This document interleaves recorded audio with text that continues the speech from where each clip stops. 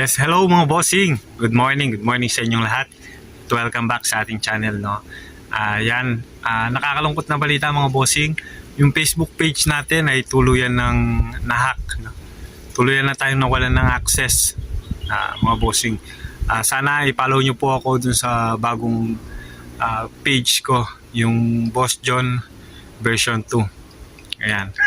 Tuluyan nang nawala yung Boss John na page kasi ayun, na dali tayo ng phishing mga bossing. Kaya yung mga may page dyan, ingat-ingat po tayo doon sa mga nag-aalok, nagsisend ng email at nag-aalok ng mga ads para sa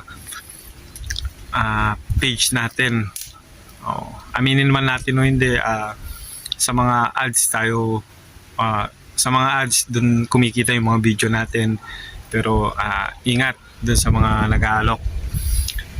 Yan, mga boss, ngayon ko lang na search, no, na marami din palang mga kaso na ganun, na nag-aalok sila ng mga ads. So before na dali nga tayo, napatulang ko yung mga yon. Kaya ayun, tuluyan na dali. Bali 2 beses sila. Nung una, na tanggal ko kagad yung pagiging admin nila, pero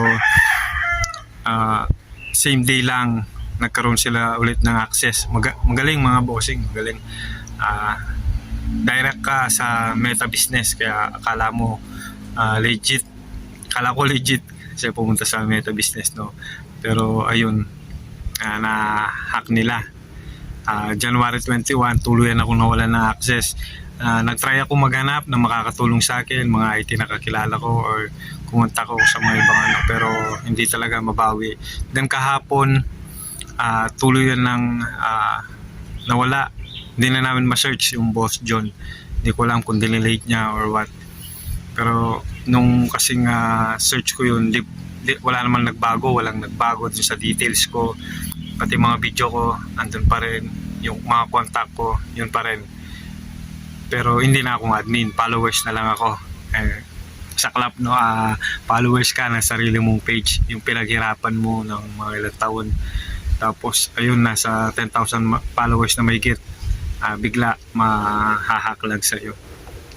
So ayun, sana supportan nyo ako dun sa bagong page ko po, Boss John. Lalagay ko na lang dito yung ayan, Boss John version 2. Maraming salamat sa inyo mga boss.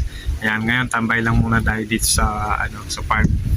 Ayan, sa gubat, medyo lumanghap ng sariwang hangin, no? At kalimutan na lang muna natin yun. Move on na lang tayo dito sa, ayan, move on tayo at magsimula tayong muli dito sa Boss John version 2. Thank you mga boss. God bless you all.